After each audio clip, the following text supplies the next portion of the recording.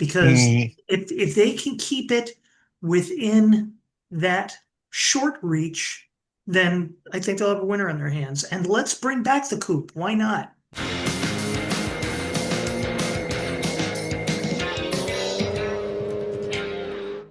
welcome back to Car-Pinionated, our weekly show on cars, the car industry, and driving in general.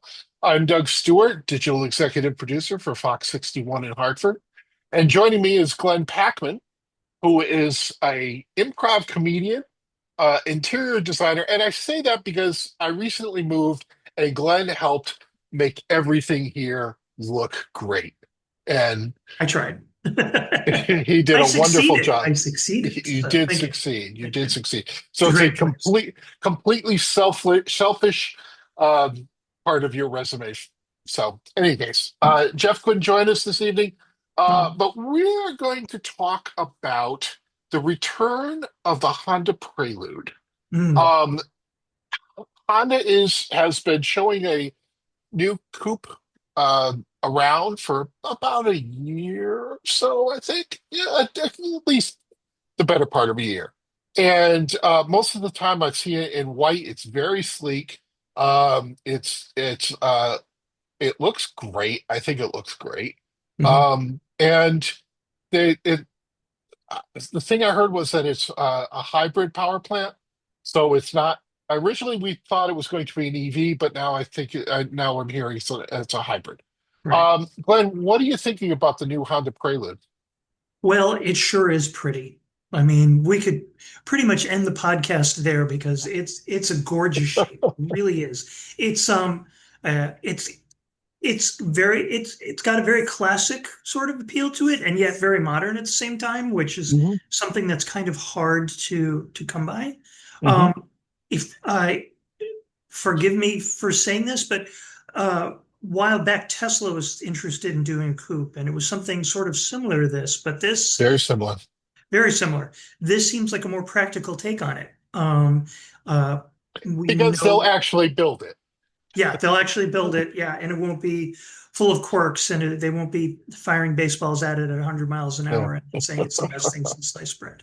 Um, a, I also just because it's a Honda, it comes with all of the things that come with the Honda. And those are all good things. Very strong dealer network. Obviously, terrific repair ratings.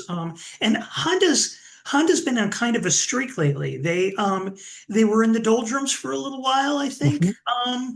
Not, you know, uh, a couple, the generation before the current ones had some styling snafus. It was too much. And then Too much. somebody came in and like said, "Hey, let's clean all this up," and they did. Hmm. The current Accord is a gorgeous car. The current Civic is so much of an improvement over the last gen. Hmm. The Civic Hybrid is it's like a total critic's darling right now. Never mind that the TLX and the Integra from the Acura division are also really nice looking cars too. So Honda's just cleaned up their game. This is just, a beautiful cherry on top of their Sunday right now, at least from a styling standpoint. It's sleek Hmm. and it's gorgeous, and I would drive it just based on that. What I'm hoping they capture, and this is going back to, to when I was young and dumb and impressionable, meaning the early 80s. Back then, the Prelude was the little car that you just had to reach a little bit for, Hmm. not this, it wasn't priced out of everybody's price range. It was priced out of mine because I was young and Yeah, poor. But right. there were a lot of I remember there were a lot of like mid-range executive types, people who weren't rich but were on their way, who drove the original Prelude, and it was a great Mhm. car. We live in a different day and age. Obviously, practicality is on everybody's mind. This is not going to be the most practical car in the world, obviously. So this is not a family of four car. If you need to haul stuff, it's not it. If you need to haul people other than yourselves, probably not. Or maybe one other passenger, but young couple, sure. Old retired couple, yeah, exactly. So I'm very, very anxious to see one of these up close. I'm dying to see what the critics have to say. And most of all, I want to know about the price. Because Mm, if they can keep it within that short reach, then I think they'll have a winner on their hands. And let's bring back the coupe. Why not? Mhm. We see so many of the same boxy shapes on the road. They're useful. We all know Yeah, they're useful. and we like boxy, but we Yeah, don't have to have boxy on everything. on everything. Exactly. I mean, as the owner of two relatively boxy small SUVs, I'm helping drive, that part of the market. But when I retire in just a couple of years, if I wanted a personal car, Mhm. how great would it be to have this parked in my garage? P.S. Just make it so that it's not ridiculously hard to get in and out. Yes. That's the real problem. One of our favorite cars ever was in this class, and that was a Toyota Celica 2006. Right, right. Great car, tremendous steering on this car. Probably the best steering feel, just overall of any car I've driven. And that's from a Toyota, which is generally not the Yeah, not excitement that way. brand, Yeah, yeah. But the problem with it, it had these gargantuan doors because it was a Right. I two door. remember that. So Yeah. you had to park miles from the nearest car just to open it up, that angle to get in and out of the car. And then, of course, it was about, I'm going to say about 3 millimeters from the ground. I'm doing this with my hand. And like, it was, It and it was more than 3 millimeters, yes, but it not was. much. I'm exaggerating, but not much more. Exactly. Yeah, And that was, gosh, it was we had 20 that car years ago. 15 years ago. So I Yeah, was 15 years younger. And even back then, my knees gave me grief about getting in. It was a yeah, very, very low car, which is great for handling, not great for getting in and out of. So the combo of the doors and the low height. But this is an old man griping, yeah, yeah, to that end, if Honda came back to me and said, yeah, we had to kind of make it low to get that shape, I would say, okay, you're forgiven. Let's move on. So, yeah. yeah, I'm And the dying to I'm see that. sorry. Go ahead.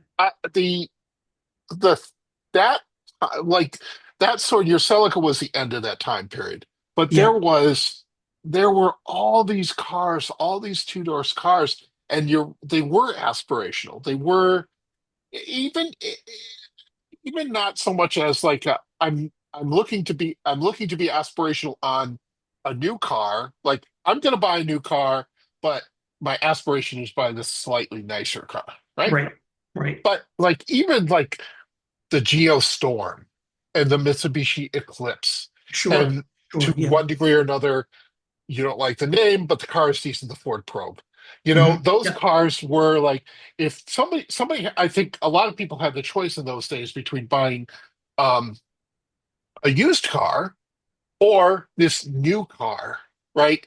That was a good looking.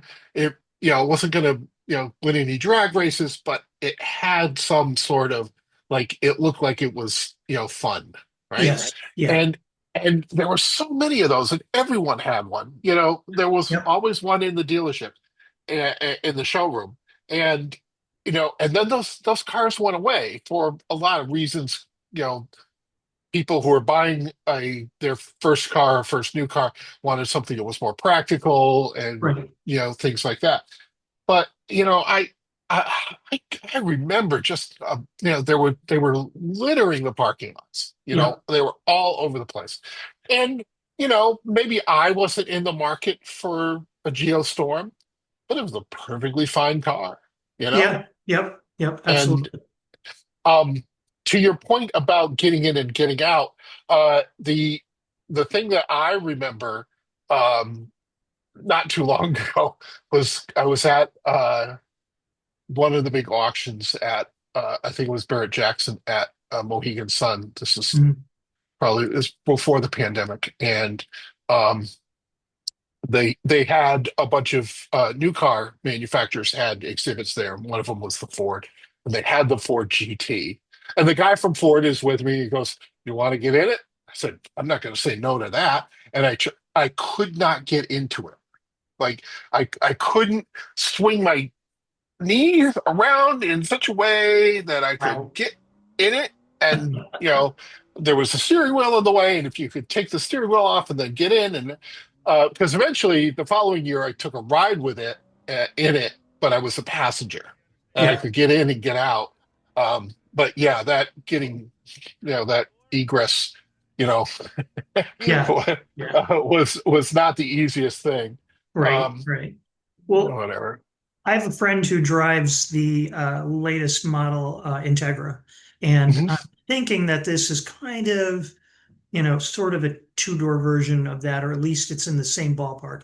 And I have no problems getting in and out of that car. Of Yeah, course, that's a four-door now. So right, the shorter doors, those shorter doors means you can right. open wider in a tight spot, and it makes a big difference. So, and I Hmm. hate to say it because people are like, "Wait, did you get rid of your Celica because it was hard to get in and out of?" And I was like, "Well, no, it was also aging out, and it was time for a new Yeah. car." But that was one of the big, when I do my little pros and cons of all the cars that I've owned, that's the big one on that car was that ingress and egress was just difficult in it and no fun. Yeah, yeah. Of course, it was a two-seater with a padded back seat, but fun little car. And again, that short leap just from literally from the Corolla up to the Celica was not this big lunging, oh my God, I'm not going to be able to eat anything but ramen for months and months because of Hmm. the car payment. I'm hoping Honda realizes that. I'm hoping that they keep the price, to a dull roar. And when you look at the existing coupes, the BRZ twins, um, Right? are not exorbitantly priced. Correct. Correct. The Right. Miata, still has a decent, base price. Right. All those things are really the kind of, um, I think it's the right place in the market. I Hmm. absolutely agree with you on the doors because um, I have a problem getting in and out of my CRV in the Yeah. garage I have here, and because I can't swing the door all that much. So, Right. but Right. we live and learn, right? Yes. Yeah. Um, Absolutely. And those and aren't I the think, biggest doors either. So yeah, if you look at the and doors on this thing, it doesn't look too big, but yeah, yeah. yeah. Um, Um, I, the, I'm sorry. Go ahead. well, I was just going to say, I'm hoping that they keep the size right on this car too. Mhm. It looks like it's about the size of the Civic. And, people, previously I would say that's a pretty darn small car. The Civic isn't a little car anymore. It just No, isn't. The Civic no, is because probably, yeah, they keep getting bigger and bigger. But the current size Civic is a nice sized car, and I Mhm. hope they get bigger than that. I don't want to see them muscling into pony car territory. It just there isn't much of a market for Yeah. your And by pony car you mean Mustang. Mustang, Camaro. Are there any others out there? Mustang and Camaro. Mustang is the only one that they're still building. They stopped building Camaros. Did they really? Oh my God, I didn't Yeah, even know that. And I'm on a car yeah. blog thing. I should know this. It's Write a others. Hey, dude, on the car podcast, learn what's been canceled. And can I sidebar for a second and say that I'm sure. constantly telling people off about things that they think are still being built, but there are people out there who like bring up a model like from 2008, and they're like, no, they're still building this in Mexico. That exact car, and I'm like, no, Nope, no, nope, no, no, probably not. No, no. nope. So, but anyways, I digress. Yeah, I think my biggest issue with the Mustang and rest in peace the Camaro was just how big they got. Yeah, Um, I mean, the current Mustang is really a kind of it's girthy car. It's just, girthy an adjective. That's my next question. Write in the comments. Yes, Glenn, girthy is an adjective. Um, but yeah, I would like to see this. That's one of the things that I loved about the Celica. Yes, it was small, but it was so insanely tight. And yeah. I mean, I don't give a lot of sporting aspirations to Toyota at all. Toyota builds a great car. They're very practical. So to say that it was exciting and fun to drive is saying a lot. P.S.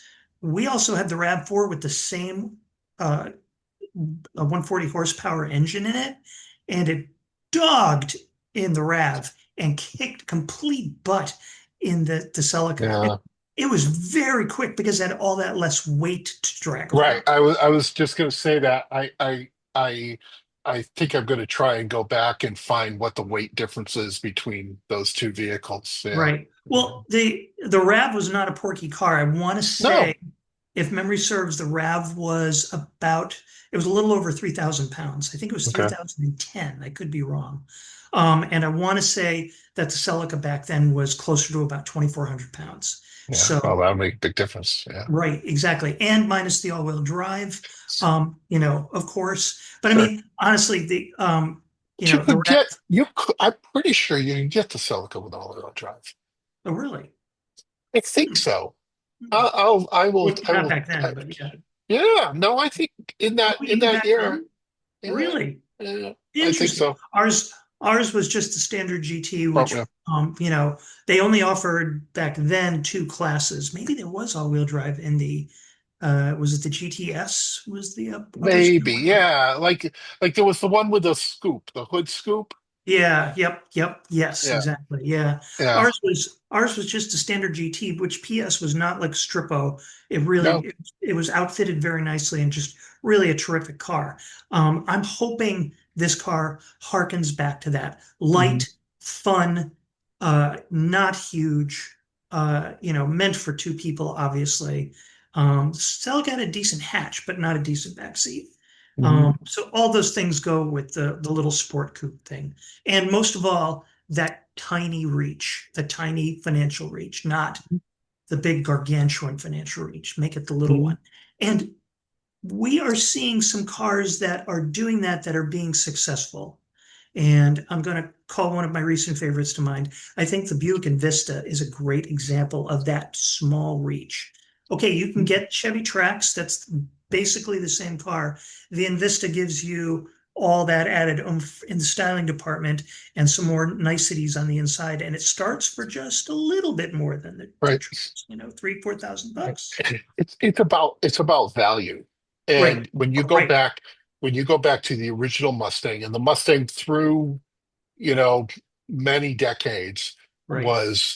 it wasn't a great performer, it wasn't a great handler, but it looked great and it was Mhm. decently priced. And we said this when we talked about the Mustang sales figures for last year where the Mach-E was beating it. Like it's not that, it's not that car that fits that slot anymore. Mhm. There's the ones that go to the rental car companies, but like everyone else is looking for a performance version, right? Right, And right. you don't have your average person, looking to get that car, you Hmm. know, that that kind of sporty little car. Right, I right. we So when I worked for the car rental company, um, in the early 80s, it was the period of time where uh, Japanese car makers had self-imposed restrictions as to what they could bring into the country. And we got two Celicas.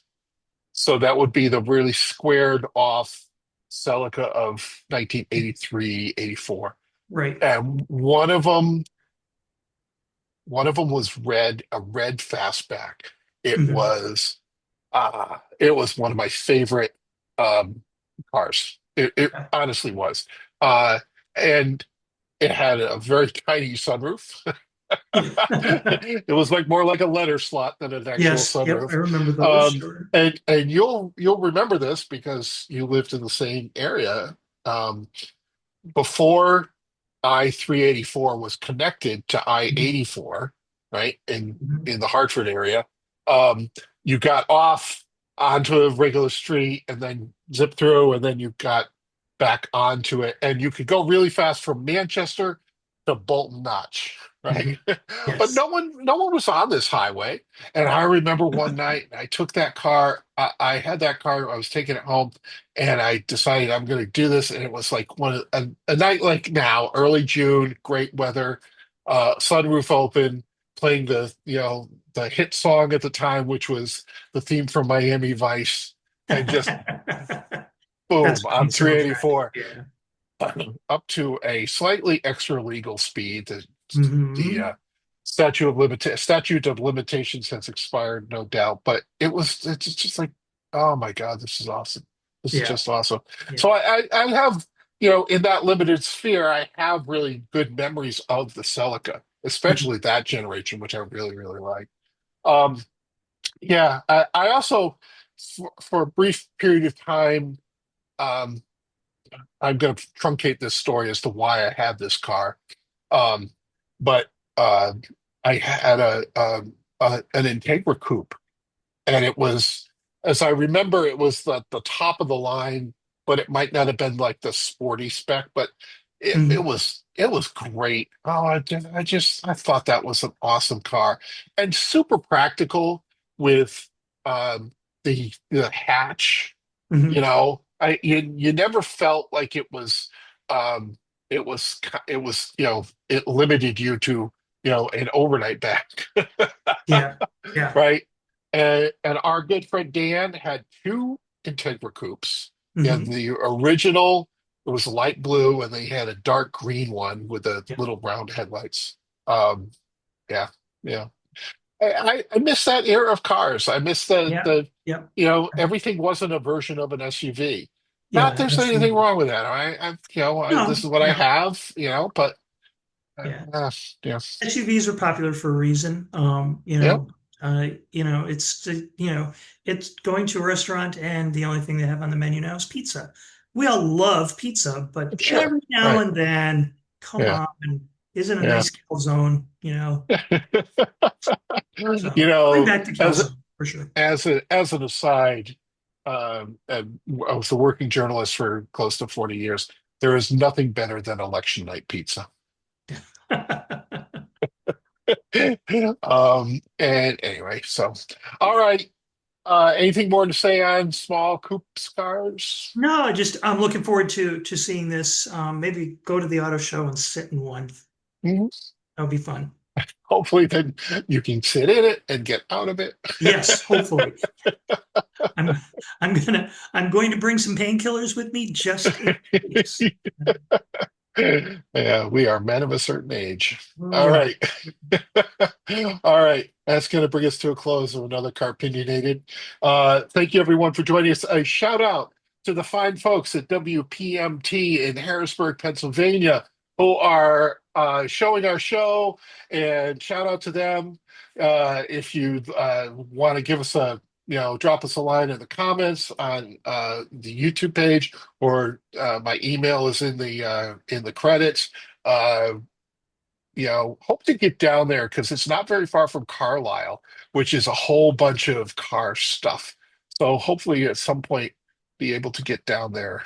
But anyway, thank you for airing our little show here. And that will be it for this week. All right, see ya.